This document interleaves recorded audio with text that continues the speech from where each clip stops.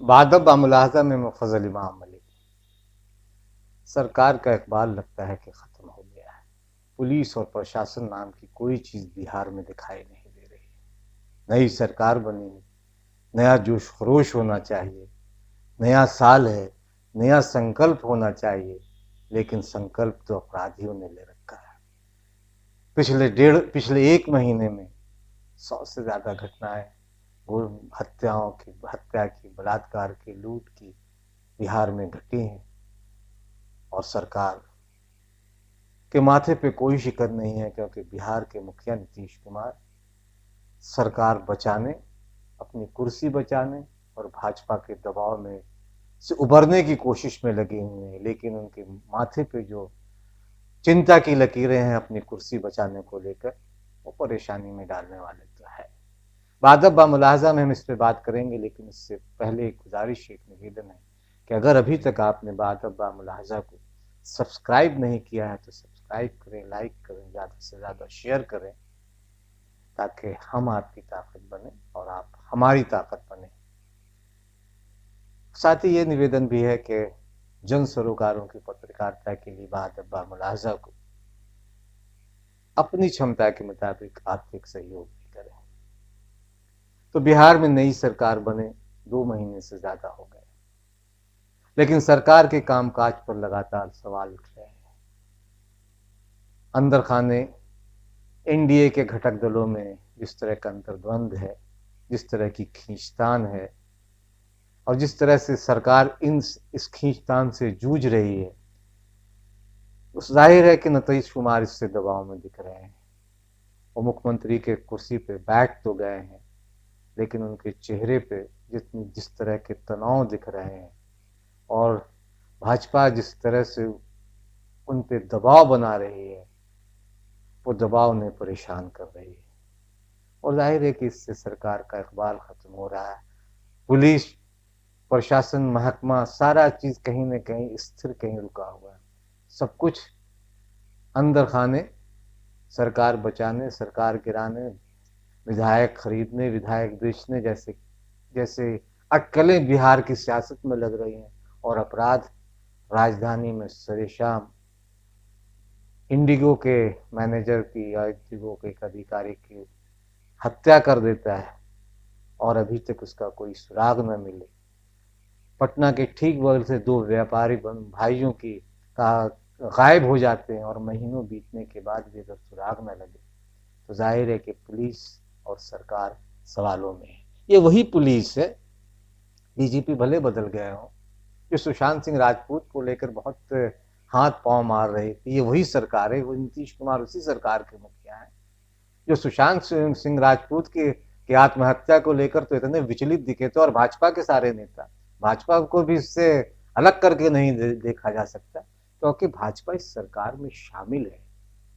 भाजपा के लोग अब सवाल उठा रहे हैं नीतीश कुमार पे, लेकिन चेहरे पे कालिख तो उन पर भी लगी है, क्योंकि वो सरकार के साथ है। और सरकार के साथ हैं तो सरकार की खामियों की जिम्मेदारी भी उन्हें ओढ़नी होगी।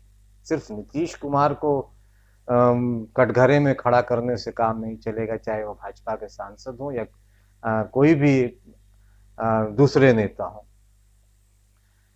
सरकार अपराध पर लगाम नहीं लगा रही, ये दिख रहा है। नीतीश कुमार एक बेबस और थके हुए मुख्यमंत्री के तौर पे दिखाई दे रहे हैं। भाजपा का बर्ताव उनके साथ जिस तरह का है, उससे वे कमजोर दिख रहे हैं। सुशासन का चेहरा पूरी तरह से बदरंग दिखाई दे रहा है। सिर्फ कालिक ही कालिक दिखाई दे रही है। अपराधियों के मन में सरकार का कोई खौफ नहीं है। पुलिस और प्रशासन का डर अपराधियों के मन से गायब हो चुका है। पूरा बिहार अपराधियों से खौफजदा है। बिहार में एक तरह से देखा जाए तो अघोषित जंगल राज है। नीतीश अपनी कुर्सी को बचाने की जुगत में लगे हैं, लेकिन राजनीतिक हलचलों के बीच जनता की चिंता फिर कैसे हो, ये बड़ा सवाल है। और इसका फायदा अपराधी उठा रहे हैं। सूबे में अपराध का ग्राफ बेतरह बढ़ा है। इंडिगो के अधिकारी रुपेश कुमार की सरेआम हत्या के बाद तो सरकार का इकबाल और भी सवालों में है। पुलिस के निकम्मेपन को लेकर भी कई तरह के सवाल उठ रहे हैं। बीते साल 9 दिसंबर को यानी 2020 को जिस वक्त मुख्यमंत्री नीतीश कुमार अपराध को लेकर अधिकारियों के साथ उच्च स्तरीय बैठक कर रहे थे, ठीक उसी वक्त दरभंगा के एक जेवरात की दुकान में बिहार में अब तक की सबसे बड़ी लूट हुई। और 9 दिसंबर से अब तक यानी 13 जनवरी तक इन 33-34 दिनों में हत्या, लूट, अपहरण और दुष्कर्म जैसे सैकड़ों अपराध को अपराधियों ने अंजाम दिया और पुलिस प्रशासन सिर्फ सांप गुजरने के बाद लकीर पीट रही है। जाहिर है कि इससे अपराधी नीतीश सरकार और पुलिस को लगातार चुनौती दे रहे हैं।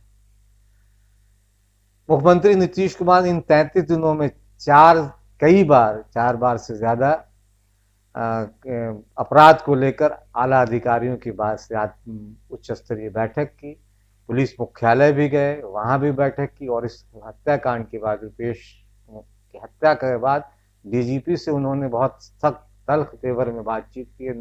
डीजीपी नए बनाए गए, लेकिन अब इन तमाम बैठकों का कोई नतीजा नहीं दिख रहा है। हालात जस के तस बने हुए, अपराधी सरेआम अपराध करते हैं और पुलिस तमाशाई बनी हुई देखती रहती है।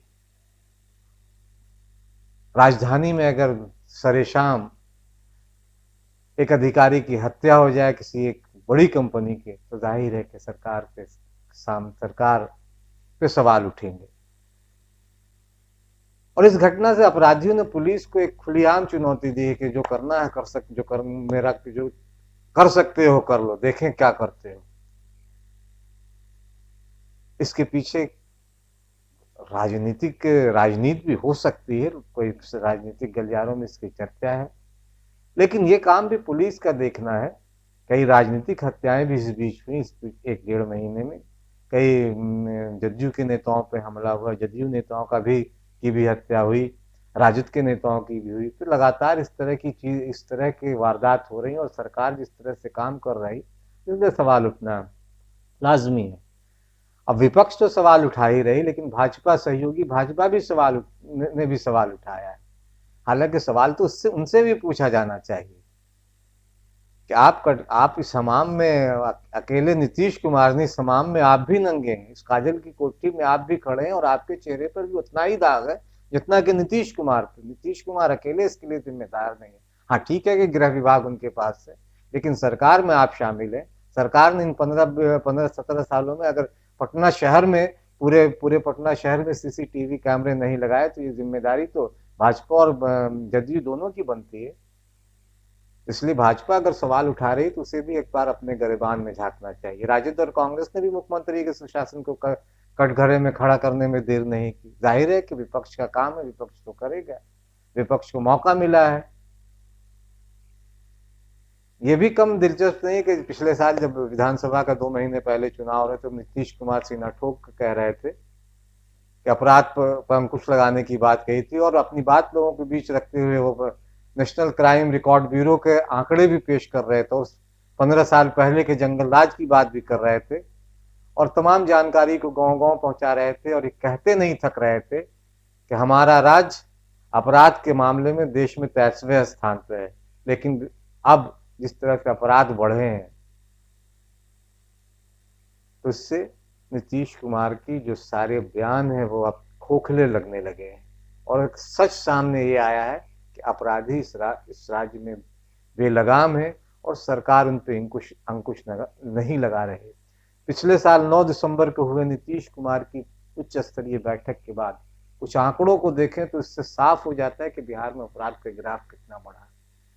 करीब 125 से ज्यादा अपराध हुए इसमें अपहरण भी है, हत्या भी, ज्यादातर हत्या के मामले हुए, बलात्कार के मामले हैं, लूट और छिनतई भी है। और सबसे बड़ी लूट जिस तरह दरभंगा की बात की, सबसे बड़ी घटना तो दरभंगा में ठीक उसी दिन हुई जिस दिन वो उच्च स्तरीय बैठक हो रही। और अकेले पटना में करीब 30-35 घटनाएं हुई, लूट की भी, अपहरण, ये हत्या के भी। तो जाहिर है कि ये बड़ा सवाल है और अगर महीने हाई लेवल मीटिंग के बाद 33-34 दिनों में अगर अपराध के 125 से ज़्यादा मामले सामने आते हैं तो नीतीश कुमार के कार्यशैली पर सवाल लगने चाहिए, सवाल उठ रहे हैं और उठने भी चाहिए, क्योंकि सरकार को जिन लोगों ने चुना है उनकी सुरक्षा सरकार की प्राथमिकता में है। लेकिन फिलहाल अभी तो ऐसा ही लग रहा है कि नीतीश कुमार आम लोगों की सुरक्षा के बजाय अपनी कुर्सी की रक्षा में ज्यादा व्यस्त है।